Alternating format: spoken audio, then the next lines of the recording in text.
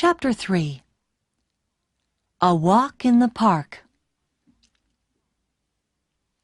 The next day was Thursday. Nick stayed in his hotel room and wrote about mountains all morning. Then he drove to Stanley Park in the afternoon. He sat and read a book for an hour. Then he went for a walk under the tall trees. There was nobody here. It was quiet, and he could walk and think. He thought about Meg Hudson and about the man with white hair.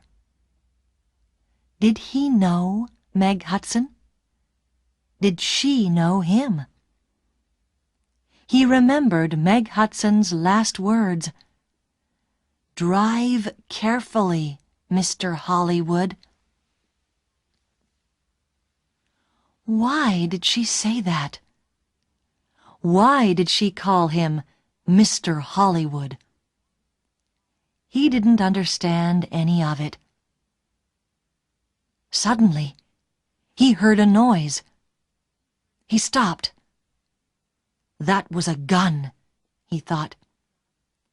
There's somebody in the trees with a gun. There it is again. Then something hit the tree over his head. Somebody's shooting at me, Nick thought. He turned and ran. And somebody began to run after him. Nick ran through the trees. There was no sun in here, and it was half dark. And there were no people. Nobody to help him. I must get to my car, Nick thought. Find some people. The police. He ran on. He could still hear the gunman behind him, so he ran faster. After 3 or 4 minutes, he stopped and listened. Nothing. It was all quiet. Nick was afraid. What's happening? He thought. Why is somebody shooting at me? First a hand pushes me in front of a car, and now somebody's shooting at me. He waited another second or two, then walked quickly back to his car. He was very careful. He looked and listened all the time. But nobody came out of the trees, and nobody shot at him. Then he saw people. Women with young children, some boys with a football, 2 men with a dog. He began to feel better. Nobody can shoot me now, he thought. Not with all these people here. 10 minutes later, he was back at his car. There was a letter on the window. Nick read it. It said, "I'm going to kill you, Mr. Hollywood." Nick drove to the nearest police station. He waited for half an hour. Then a tired young policeman took him into a small room. Nick told his story, and the policeman wrote it all down. "So, what are you going to do?" asked Nick.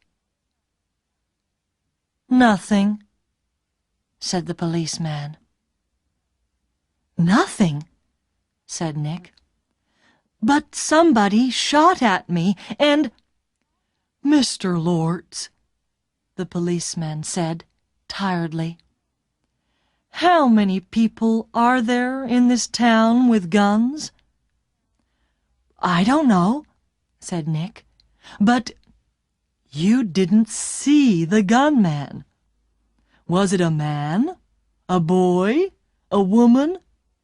Color of eyes? Long hair? Short hair? You don't know, because you didn't see anybody. Maybe it was an old girlfriend. Maybe somebody doesn't like your travel books, Mr. Lortz." "But what about the man with white hair in Whistler?" said Nick. "The girl, Meg Hudson, called me Mr. Hollywood in the cafe, and this man heard her. And now I get a letter to Mr. Hollywood on my car. Who is this Mr. Hollywood?" "We all want answers to our questions, Mr. Lortz," the policeman said. "But we don't always get them."